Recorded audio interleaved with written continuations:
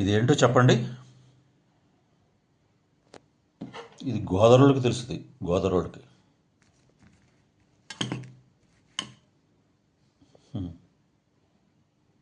చితుకు చితుకు అనమాట. గోదావరిలో పడుతుంది ఇది. చితుకంటే ఏం లేదు, రొయ్యి పిల్ల. ఓకే, ఇది మామిడికాయలు కానీ చింతకాయలు గోంగూర వాటిలో వేసుకుని కూర చేసుకుంటారు. ఇప్పుడైతే మనం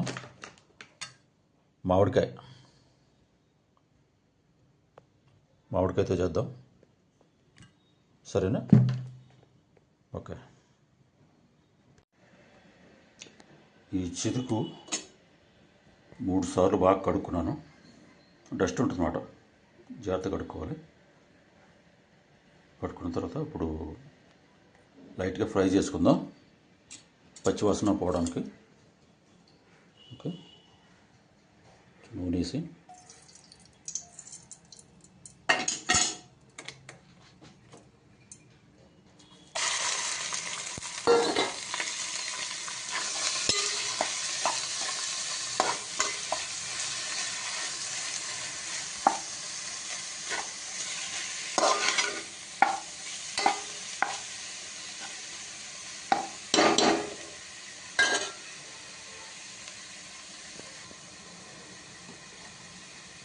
కొద్దిగా సాల్ట్,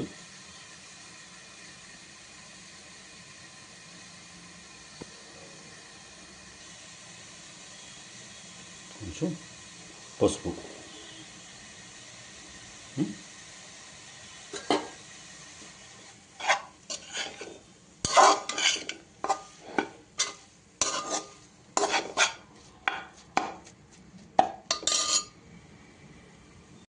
కాసిన ఉల్లిపాయలు, ఒక పచ్చిమిరకాయ వేపుకుంటున్నాను. అందులోనే మనం ఫ్రై చేసుకున్న చితికి ఇస్తాను. కొద్దిగా సాల్ట్,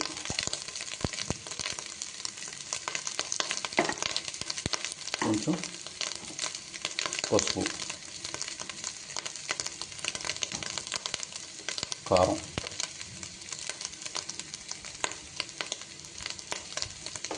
ఓకే.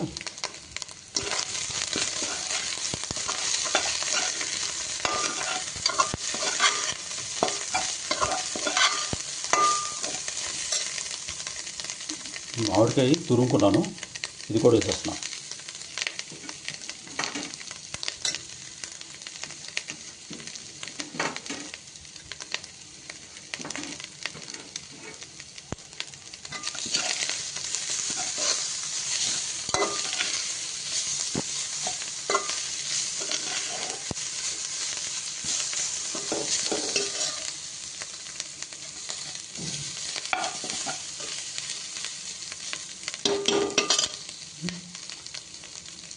కొంచెం అల్లం వెల్లుల్లి పేస్ట్,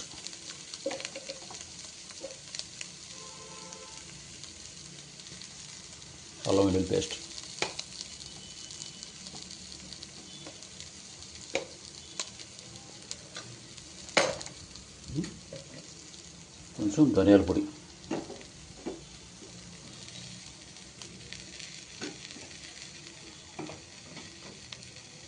ఒక పించ్ జీరా పొడి,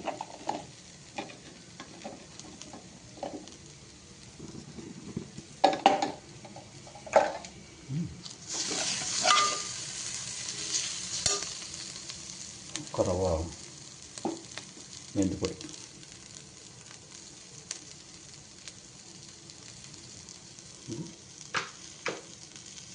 ఓకే.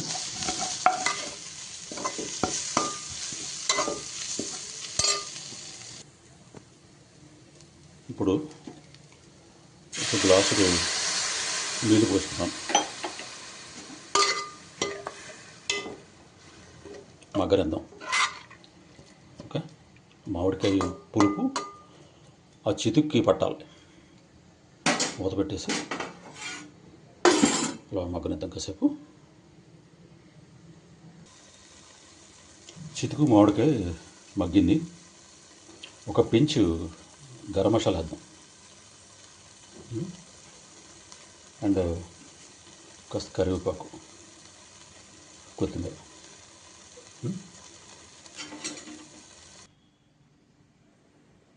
చితుకు మామిడికాయ రెడీ.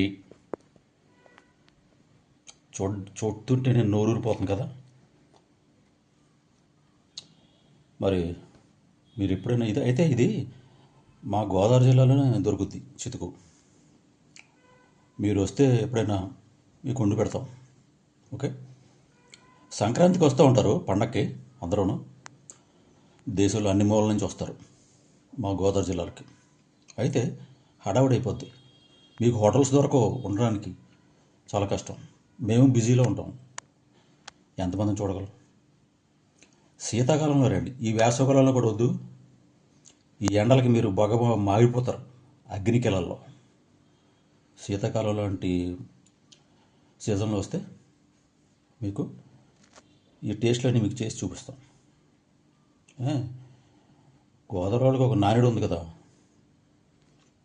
భోజనం పెట్టి చంపేస్తారని. అలా అనమాట. మా బామ్మర్ది ఉన్నాడు, ఊళ్ళోకి ఎవరిని వస్తే ఇంకెక్కడ భోంచేవాడు, నా ఇంట్లోనే తెల్ల నేనే చంపేయాలని అంటాడు. కాబట్టి అంటే దాని వెనకాల 10 మందికి పెట్టాలి మన ఇంట్లోదని చెప్పి ఒక మంచి మనసు మాకుంటుంది. అది మాకు తాతల నుంచి తండ్రుల నుంచి వచ్చింది, అదే కంటిన్యూ చేస్తాం. ఇలా కానివ్వండి ఈ జీవితం. Okay, let's enjoy.